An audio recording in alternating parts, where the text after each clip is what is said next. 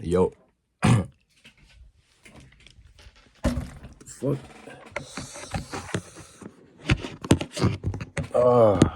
Need some water. Don't mind the trench basement, nigga.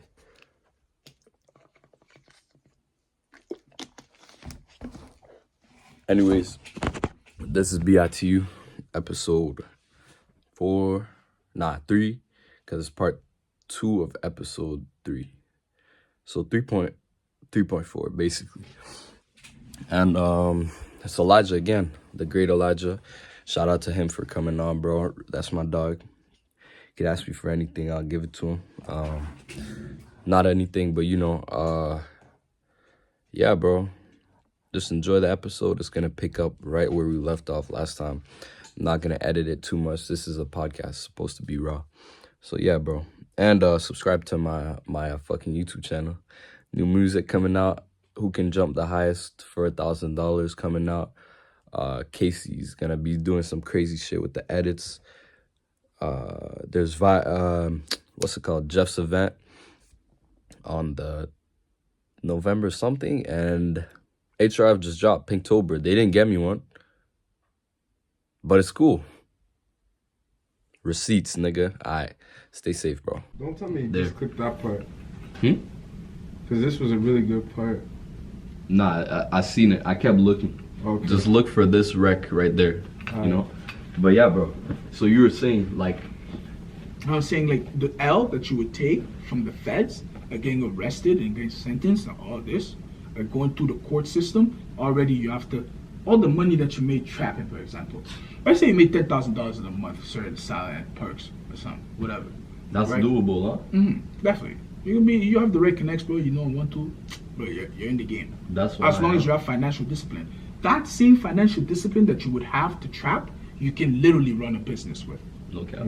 Because it takes even more financial discipline to be able to maintain something that you cannot sell through publicity or ads. You know what I'm saying? That sounds really good. Right? Yeah.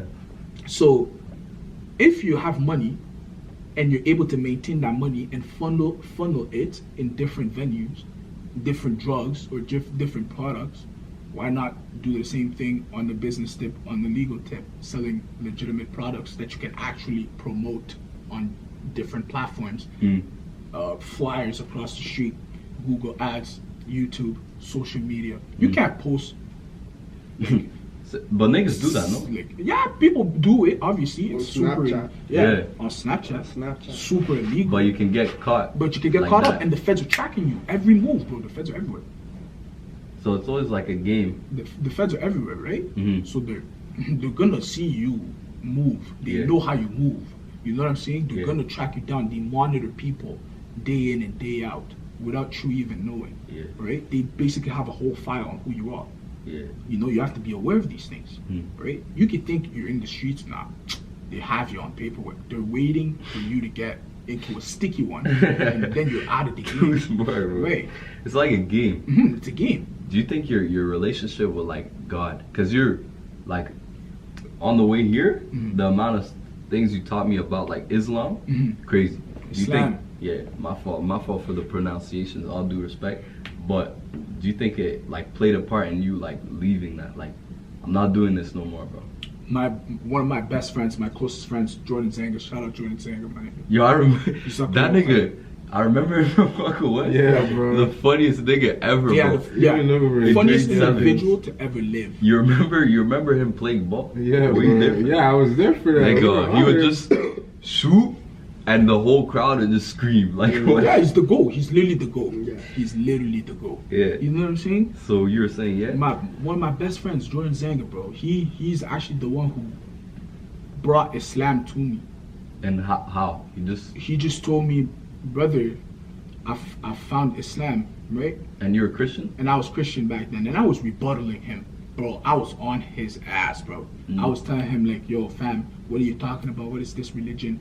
Like, bro, I have this, that. Rebuttal, answer, right? Yeah. Against him, right? And then he was like, bro, you're coming at it from a logical perspective. I understand that you're a logical man, but you have to come to it in the moral and the more spiritual like emotive type of understanding. You have to understand that the Quran is teaching lessons in allegories and in stories for you to understand and for you to ponder, meaning reflect. You know what I'm saying? So that's what made me more like, let me just dive into this and really try to understand what the Quran is all about. And I started reading Quran, and I started watching YouTube videos on tafsir, which is like interpretations, you know. So there's videos. Most of the mainstream Islamic pages are like Merciful Servant, The Prophet's Paths. We have like several sheikh, like Abu Uthman. We have Abu Usama, Al-Thabi, you know. A lot of sheikhs, you know what I'm saying, that just talk and they let us know about like the religion, right? So I was watching these people. Gotta wrap it up. And then like it just brought me closer to the religion. I'll be back. Right. You can continue for these people though, for sure. Right. So I was listening to the content that they were putting out, and I'm like, okay, this is what it means. This is how you should interpret this specific surah, this specific ayah. You know what I'm saying? Me, I understand that a lot of Quran verses, you have to apply them to your life because it's Allah speaking to you, subhanahu wa ta'ala. When Allah speaks, He speaks for all of mankind. Now, every situation that you will go through, there's an ayah for it. You know what I'm saying? There's an ayah for it in direct response. You can go through hardship. Allah recommends sabr, patience. You have to be patient. You know what I'm saying? There's an ayah in the Quran that says that with hardship comes ease, you know, and Allah does not burden the person with more than that which he can handle. You know what I'm saying? So there's a lot of ayahs, of references that you can have within one book, and it has so many meanings and so many entendres. You know what I'm saying? To one book, one Quran, one recitation. You know what I'm saying? That it's like there's no way this cannot be like divine inspiration. And that's like is clear. what like you said it was from your friend that you got that sort Right. of inspiration from, and how is that whole process of just like going from growing up Christian most of your life to like I'm full embedded in this thing? Yeah. How is that like transition? I had to reflect a lot. I had to really ponder on like what becoming a Muslim would mean, like as relationships to especially my family, my mom and my dad, who are fervent Christians. They believe Jesus Christ is here to save them, right? It took a lot of guts. Honestly, it took a lot of guts. It took a lot of crying, a lot of deep spiritual healing, right? To be able to say that, okay, just off the morals and off the discipline and off this fervency and the brotherhood of Islam, I would rather have that than to be in a religion that would be more free-flowing, that there's a lot of weird things going on, there's a lot of this, like celebrations like Halloween, Christmas, the theology behind it, because there's eschatology behind it. You have to understand that certain theological aspects of Christianity are nonsensical. To me personally, again. We have to, I don't know if this is going to be on the record or off the record, but Right. this just shows you like, yo, just do your thing, but we have to like cut. So she said we can go in the like underground place, the tunnel, and record. So I'm thinking you can hold the camera, keep saying what you're saying, And we're just and vlogging make it like through it. that's it, you know? Yeah, that's Like wild. show them like real stuff. This is Like- probably gonna be part 2 though. It's gonna be I'm gonna we're gonna like split make it like because you talked about a certain gang life, Islam, you know, So but we're gonna a lot of split it. other things. So you mainly hold the camera and just talk to these people, bro. And let's set this thing. Yo, up. Didi. Yo, how do you turn the camera? Hold that shit like this, bro. Alright, This is how you hold that shit, man. Vlogging now. we vlogging live.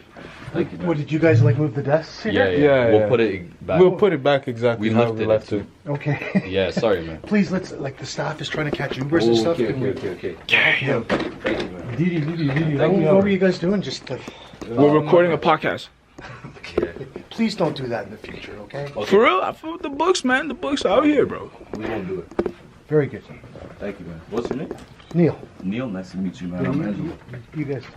Slit. Because you guys are definitely trying to go home. No? The lady that helped us was very nice, though. Very Her, right there. Give her a raise. Wrong way. Yeah, whoever can. How bad is it? Yo, Didi, what they saying? Yeah, we just in the library. Carleton University, man. The chairs. Sponsor this, man. Literally do. Forgot one. Motherfucker got to sponsor this for real. No, it's fine.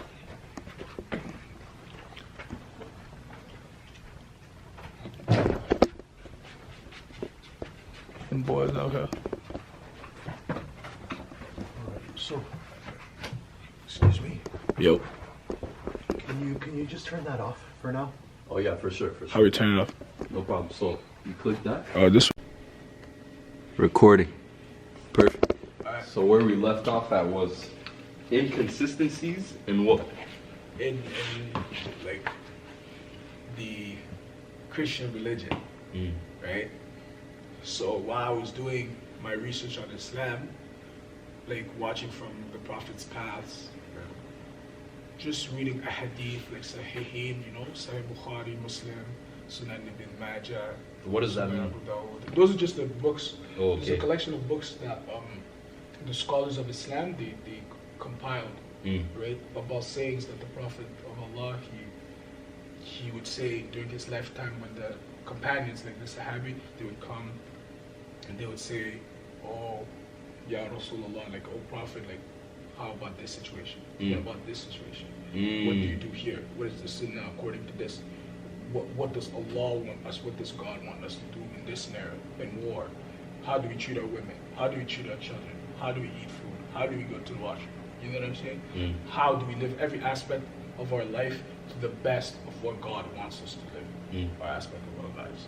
So those 5 major books are Sahih Bukhari, which is like the authentic Bukhari, Sahih Muslim, which is the authentic from Muslim. The Bukhari, Muslim, Ibn Majah, those are the Imams that have compiled, right? So there's a list of ahadith that people, quote unquote, said that the Prophet said, and then the Imams are the ones that compiled and authenticated and retraced the chain, right? Because the sayings of the Prophet have to be traceable from the person that said it to the Prophet. You see? So Ibn Mas'ud, for example, our companion, could be like, I heard that the Prophet said, right, this. You feel me? That's an authentic, because Ibn Mas'ud is a companion and he was there during the lifetime of the Prophet and he saw the Prophet with his own eyes. So that's a sahih source. That's an authentic source, right? Now, if someone random in Arabia or in Kuwait, he says, he says, Yo, Qala Nabi sallallahu alayhi wa sallam, he just starts saying, like, whatever he's saying, you're going to be like, this is a falsehood.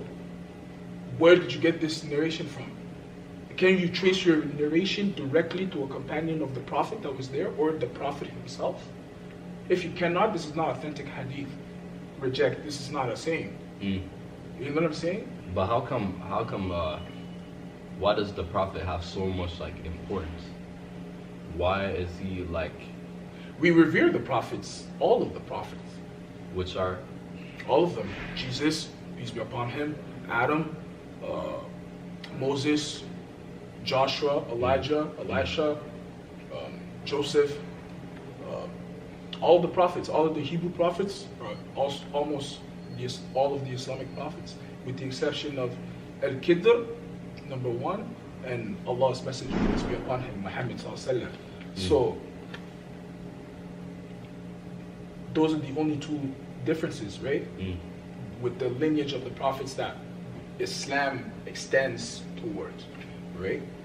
So one thing you did teach me was that Islam doesn't disregard Jesus, right? Absolutely not. He's still there, but what was the difference that you explained to me? Yeah, Like what was his role in this? Right. So Christian Jesus versus Islamic.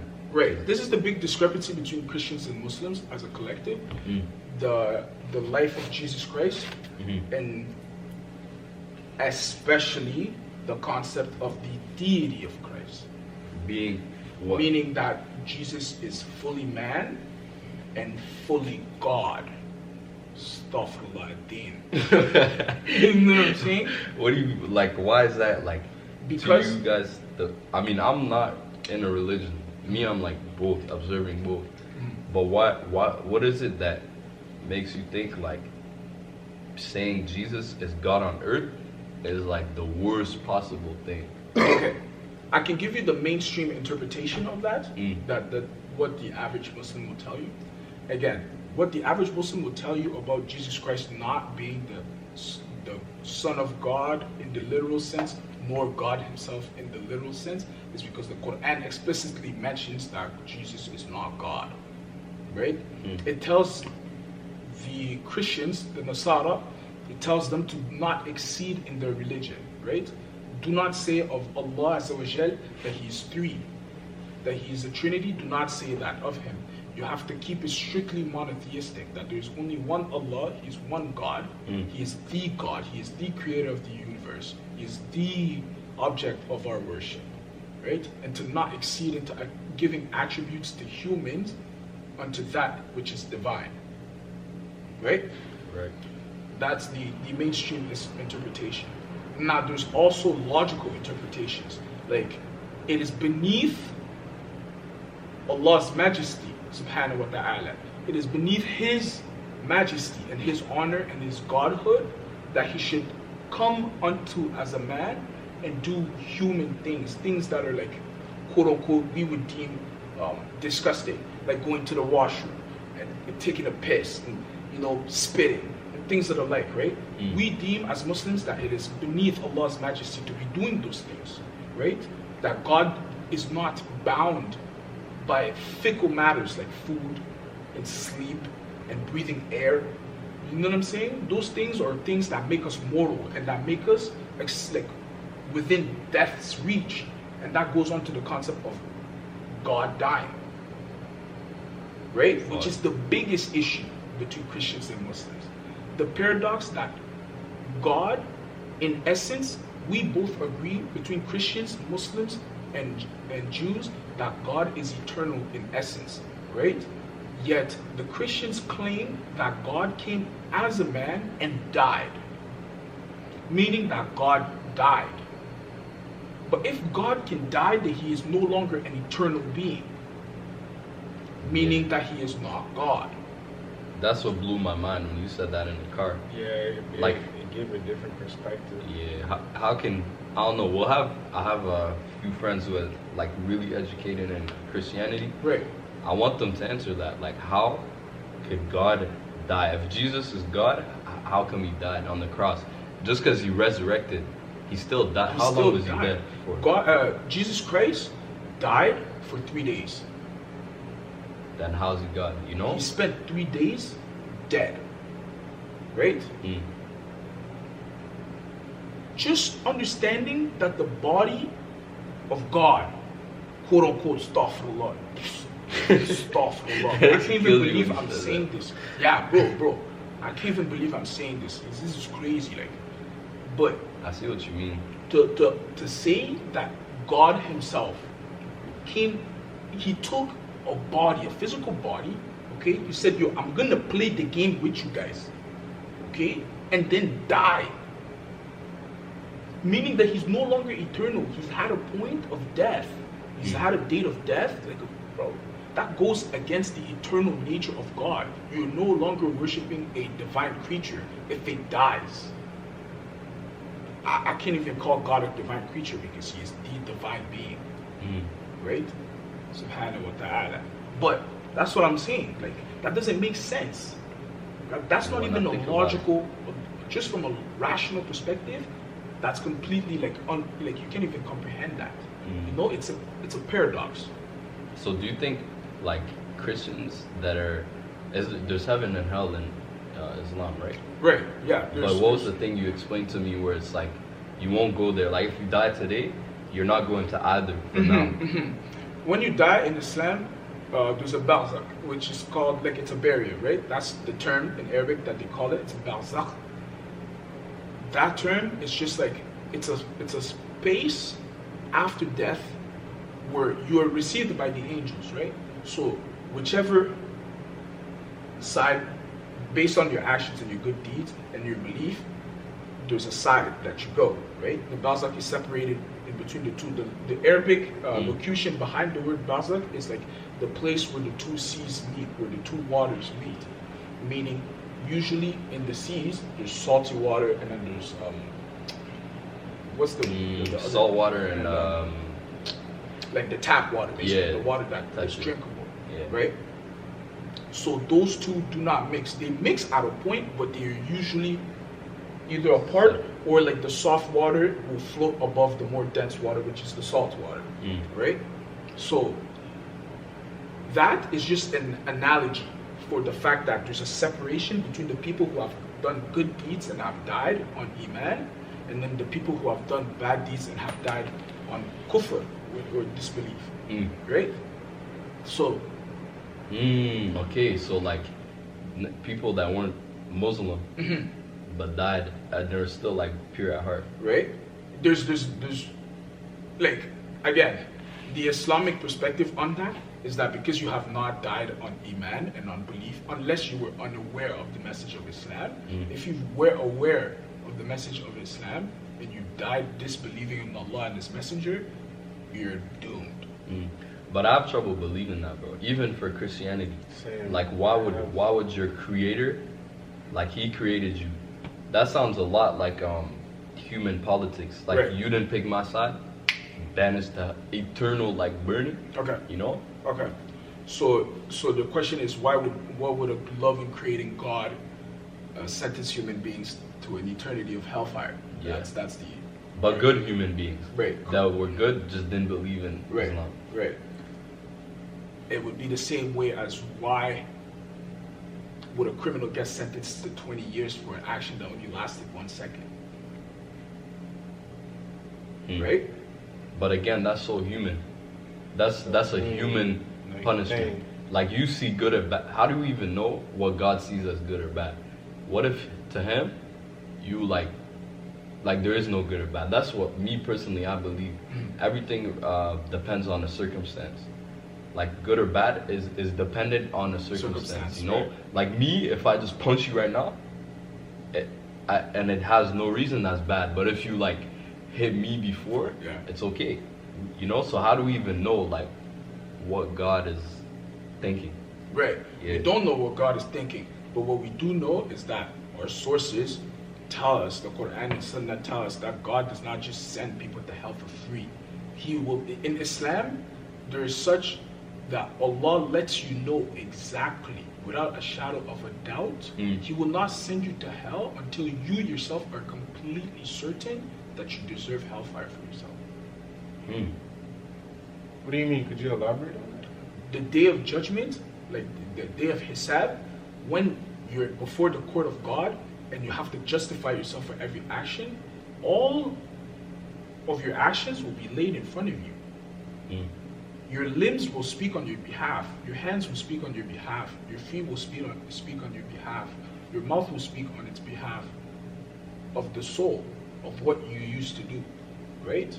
And until you are absolutely made certain for yourself, like you are going to be in front of actions such that you cannot say anything before God about why you would deserve hellfire or paradise. But again, Allah is Al-Rahman. He is the most merciful of all who show mercy. Right?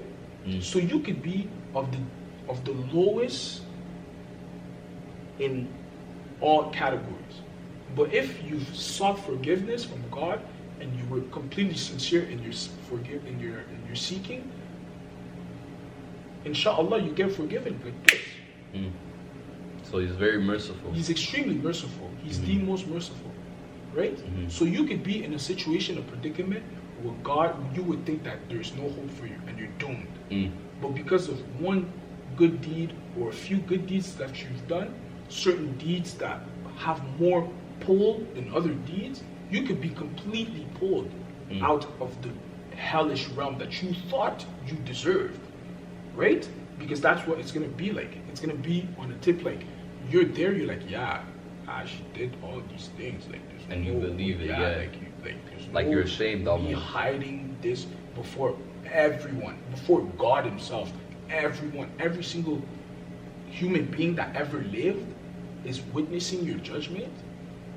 Okay? And they're saying it. They're listing all these things. Everything's there. Like the paperwork is there. It's not like the courts where you can just hide. You did one sin and like you didn't get caught lacking. Nah, we have everything on file. Yeah. Everything on file. And there's no second chances. And there's no second chances. So what if you do bad, and what you said it was the what? The barzakh. So basically the barrier. The barrier. What if you're there, and you know you did bad, but in your heart you actually regret it? Are you still going to hell? Did you regret it while you were alive, or are you regretting it Right now now. that you're dead? Now that you're dead, Too late. too late. Okay. And do you think it goes with religion? Do you think you have free will over what you do? How much of you do you think is up to you? Or If do that you- makes sense. Or do you think everything is written? Everything is like. Not just written, but also like Predetermination. predetermined, and it's called determinism. Like your environment made you. You know what I mean? Like the only reason you are you is because of how you're raised, this and that. That's the only reason you think like you think. And a little bit because of who you're. Yeah, innately, who I really am. You know? Yeah. So if that's the case, how would God send people who are just products of their environment to hell? Because He sends the message. The message remains the same throughout time. And He sends multiple messengers. Again and again and again. Not necessarily the prophets of Allah, peace be upon them all, but also people, noble individuals that have lived, that have with you.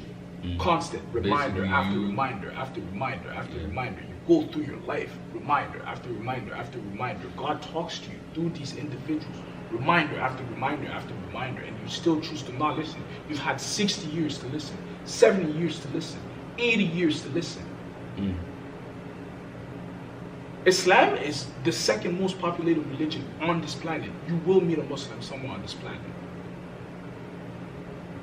You feel me? That's the issue there. The issue is not, I regret because of my environment. You will meet a Muslim that will tell you, practice good and believe in Allah and His Messenger. Someone will tell you that at some point in time. And I'm here right now telling you that. Right? I'm in front of you. So take that as in you've received the message. You know what I'm saying? I'm not a prophet. I'm not a prophet. You think Not a prophet. there'll be more prophets that come or not? No, Muhammad Sallallahu Alaihi Wasallam is the final prophet. It says it somewhere else. So anyone else who comes and says they're a prophet Is a liar. Also, what if they're actually like, what if they're speaking the truth? They can't foretell events of the future.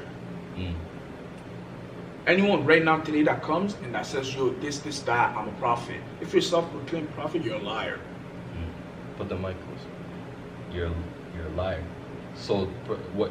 That's what I've always wondered. Like, who becomes a prophet and how? God Why? chooses His prophets. He won't let you know how He chooses His prophets because He's God and God chooses His prophets. And He's chosen the final prophet, Muhammad. Muhammad Sallallahu Alaihi Wasallam. Right. So there's no more prophethood. Prophethood has been lifted from the world. Right? He's given the final message, the final warning. And now we as Muslims, our mission is to spread that message. Hopefully that it touches every ear in the world. And now at the moment that you're bound by that knowledge, you have to act. If you choose to willingly be ignorant, you've chosen ignorance for yourself. If you choose to believe, you've chosen a good thing. Right? Now, again, I say this because I believe in Islam, right? But before I'm a mu'min, I'm a believer, I'm a man of knowledge and a scholarly person. I cannot stress this enough. I'm a scholarly person. If evidence comes to me that makes me doubt the religion, I will not hesitate in doubting the religion. Because God is above religion. That's what I Religion think is too. just tribalistic, That's what I believe. right? Religion is very tribalistic. So you must understand that logic, God wants you to think. He wants you to use your brain. He wants you to reflect and ponder, right? If there is evidence that comes to me that is undeniable, that makes me question the validity of the message, I will not be a coward and hide and run away from the truth. I'm not. The truth is going to come to me, and it will either keep me firm in my religion or it would set me free. Right? So that's what I want all men on this planet to be like. Men have to understand the truth is irrespective of how you feel. That's fact. That's so true, bro. That's Right? very true. It's irrespective of how you feel, what you look like, how you are. Right? If there's conclusive evidence of this, I will take it, no matter how difficult it may be, no matter what relationship it may sever. I will take the information for what it is, and I will continue to live my life seeking truth, so that when I die and I meet Let me check it. Yeah, it's still and I recording. meet my Lord, I don't have to. When he asks me, yo, what you doing, man? You know what I'm saying? I'm gonna tell him, yo, I was looking for you, bro. Everywhere. I was looking for you. You can't act like I wasn't looking for you, fam. You know I was. You know I was. So You that's- tried. You Yeah, I actually tried. did. Like, even if it's the Christian God or whatever, like, he can't be like, you didn't try. you know? Yeah. And from there, from the moment that he knows that you honestly and sincerely tried, I cannot go to hell for trying. You know what I'm saying? I cannot go to hell for trying. Damn. Bro, That's what it is. You know what I'm saying? But You probably, like you said, what was the thing? Like, everyone will have a chance to hear about Islam. Islam's message. right. Like, you just gave it to. Yeah, and I don't know just how gave it many- to Maybe lot a of- random kid somewhere in the world is like, whoa. What is this religion? Boom.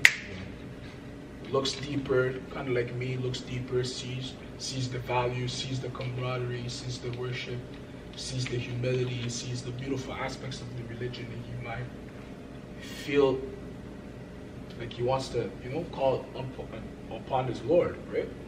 Calls upon his Lord. If God chooses to guide him, he's guided. If God wants him to be misguided, he's misguided. Either way, God is glorified.